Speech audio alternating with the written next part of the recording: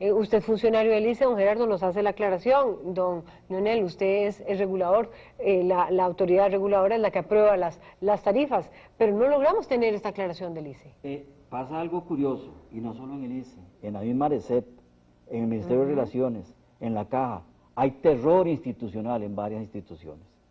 Antes un distinguidísimo funcionario del ICE, experto en esto, publicó páginas enteras demostrando cuál era el nivel de las tarifas, y entiendo que a él se le pidió y dijo que no tenía autorización. El jefe de prensa se negó también ante universidades a dar declaraciones. Y lo más curioso, y es un tema que le he sugerido a usted que le entreguemos, doña Laura, en algún momento, es que remiten a universidad a un teléfono de una empresa privada de consultoría. 1.000 millones diarios en consultorías, eso es lo que están constando, este traslado de funciones a entes que no saben nada, maquilladores de imagen. Lo que nos dijo el director de comunicación corporativa, don Elmer Durán, fue que respetamos las opiniones expresadas, pero no nos referiremos a ellas. Doña Laura, es que yo puedo entender de que no se refieran a estas declaraciones, o sea, pero no que las respeten. Para un presidente ejecutivo que saliera a contradecir a la señora presidente, o sea, quien es su jefe en realidad, me parece que, bueno, hay que ser muy valiente o estar dispuesto a irse del puesto al día siguiente. O sea, yo podría entender eso en ese sentido. O sea, me parece que las personas que están puestas, un presidente ejecutivo, bueno, responde directamente a la presidencia y no podrá salir tan fácilmente a desmentir lo que ella dijo, aunque esté equivocada en realidad. O sea, don Gerardo, usted dijo que hablando de Intel, que fue la que genera toda este gigante multinacional tecnológico, dice, ellos solicitaron tarifas que faciliten su producción y garantías de abastecimiento para el mediano plazo. Explíquenos un poco de qué se trata esto. Don Leonel ya un poco nos lo había dicho, perdón, don Gerardo. Sí, en realidad uno puede entender que una empresa tan grande como esta, que es tan dependiente, digamos, del consumo energético, pues necesite cierta seguridad de ese servicio, necesite, digamos, que le garanticen que el crecimiento va a ser respaldado por la empresa y que el crecimiento en las tarifas, en los costos, tampoco va a ser desmedido, o sea que un poco fue O sea que Intel está siendo privilegiada. Tiene un bueno, privilegio, yo documenté en el año beneficio. 2006 en un libro, decía yo que en el caso de Intel, en ese momento cuando se trae a Intel, y entiendo que básicamente el mayor de los beneficios que salió de Intel precisamente porque es un gran consumidor de energía, posiblemente el más grande del país, en ese momento parte de los atractivos que se le dieron fue precisamente una tarifa que era muy cómoda, o sea, eran en ese momento cuando llega Intel acá es de 5 centavos por kilowatt hora, cuando el precio real, según documenté en ese libro le decía, era de 6.9 centavos por kilowatt hora, o sea, hoy día no sé 5 centavos cuando el precio real es 6.9. 6.9 exactamente, en ese momento, no sé ahorita, digamos, cómo andarán los costos y se estará pagando los costos reales, yo espero que sí. Pero lo cierto es que mientras que esto sucede, por ejemplo, con la gran empresa Intel, el mayor de los clientes eléctricos en este país, resulta que en contraste, como decía don Leonel antes, o sea, nuestro modelo es solidario, o sea, de alguna forma pone a pagar un poquito más a los que pueden pagar más para subsidiar a los que menos pueden pagar. Bueno, en contraste, recientemente, hace apenas un par de meses o menos, la Compañía Nacional de Fuerza y Luz solicitó a la ARECEP una tarifa especial para las familias especialmente pobres, en pobreza extrema, y resulta que la ARECEP les rechazó esa tarifa. O sea, entonces hay cosas, digamos, que uno no puede entender, si la misma Constitución respalda ese modelo solidario, si hay principios como el artículo 50, 74, que hablan de la solidaridad y demás, ¿cómo es que a esta empresa Intel, digamos, en ese momento, no sé ahora, insisto, o sea, se le da un subsidio, y para las familias en extrema pobreza, a la Fuerza y Luz se le dice, no, usted no puede hacer esa tarifa, y no fue aprobada la tarifa. O sea que la presidenta dice que le preocupa, o sea que no tiene que estar preocupada. ¿Don Leonel? No tiene que estar preocupada porque se ha venido asustando, se le ha asustado a ella y a la comunidad nacional por el problema del petróleo. Y aquí hay un gráfico del informe muy bueno que hizo el CICE, posición oficial del CICE, Sindicato de Ingenieros y Del ICE, sí, sobre eso vamos a hablar en respecto a los universidad. proyectos de Ley General de Electricidad Eléctrica. Y hay un gráfico que demuestra que en Costa Rica solo el 4.83% se usan en consumo de barriles de petróleo para generar energía térmica, el 4%. Mientras Guatemala el 16, 4 veces, Salvador 15.62, 4 veces, Honduras 7 por 4, 7 veces más, Nicaragua 8 por 4, 800 veces, 800% más. Panamá, 17, 4 veces más.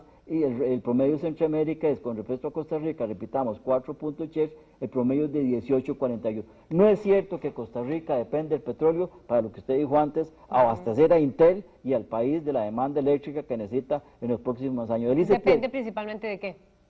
¿De qué fuentes? ¿De qué fuentes? La hidroelectricidad del ICE tiene proyectos y por eso yo me alegré y me encargué de divulgar la muerte del consenso de Washington. La misma doña Laura declaró que esa política de declarar las inversiones en infraestructura y obras públicas y servicios como un gasto fue nefasto para todos los países, que había que sancionar a los responsables. O sea, Costa Rica no depende del combustible, no lo requiere, no hay de qué preocuparse en ese sentido, todavía tiene más bien una dependencia muy fuerte de lo que es energías limpias en este caso. Ojalá se le felice, yo revisé ayer, tiene cerca una estimación de 1.700 megavatios, 1.700.000 proyectados, y yo no soy en esto tan fanático.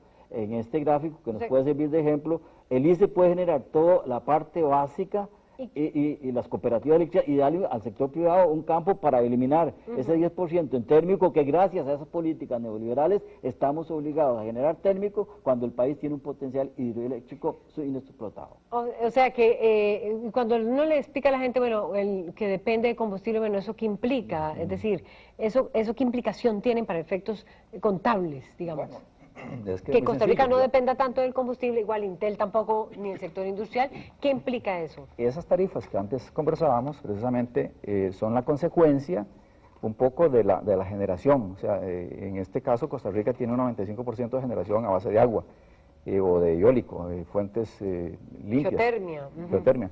De modo que son fuentes mucho más baratas en largo plazo y eso se refleja precisamente en los costos. En los precios, por supuesto. Precisamente. O sea, en cambio Centroamérica, por ejemplo... Depende más del combustible. Hasta la mitad. Países como Nicaragua y Honduras, casi la mitad de esa generación se produce con petróleo. Entonces tienen que comprar petróleo a precios a los que están, precios hoy día internacionales, enormes, digamos, entonces eso encarece obviamente los costos y encarece por supuesto las tarifas, pero no solo Costa Rica tiene esa ventaja, digamos, de generar energía a través de fuentes limpias, en consecuencia de tener los costos más bajos, sino además hay que valorar también el hecho que eso tampoco sale en los medios, solo se sale a decir las cosas, digamos, malas, aún siendo mentiras. Por ejemplo, el nivel de electrificación de este país es 99.1%, o sea, el más alto de América Latina, no de Centroamérica, de América Latina. Hay países como en Nicaragua, por ejemplo, que apenas es el 66.7% ese nivel de electrificación. Y por otro lado, también la calidad que decía don Leonel, bueno, también está documentada que es una de las mejores en Costa Rica, y el mejor testigo es Intel, que le ha dado al ICE un montón de certificados diciendo, entre las plantas que tenemos en el mundo, el ICE es de las mejores calidades, de las más eficientes. De las más eficientes, definitivamente. O sea, las pérdidas, por decir algo, a nivel de Centroamérica, digamos, en Costa Rica son en la red un 10.8%, mientras que en Nicaragua, por ejemplo, es un 26.1% de las pérdidas. Eso refleja un poco la calidad. Me queda un minuto. Una cita nada más. La Costa Rica presa, la nación del sábado 14, 38A.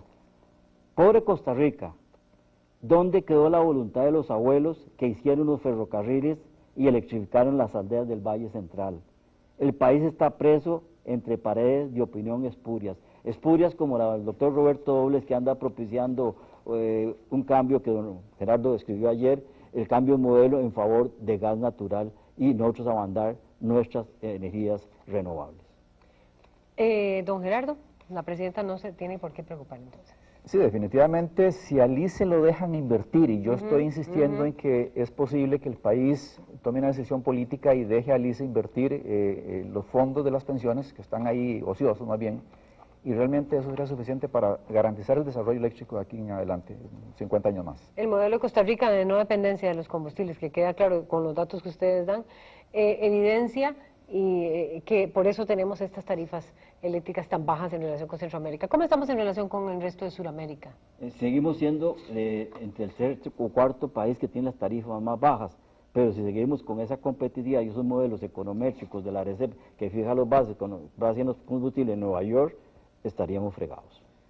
Muchísimas gracias a don Gerardo Fumero y muchas gracias a don Leonel Fonseca también por acompañarnos y aclararnos más sobre el tema del costo de las tarifas y a ustedes también por acompañarnos aquí en Puntos de Vista. Quédense con Canal 15.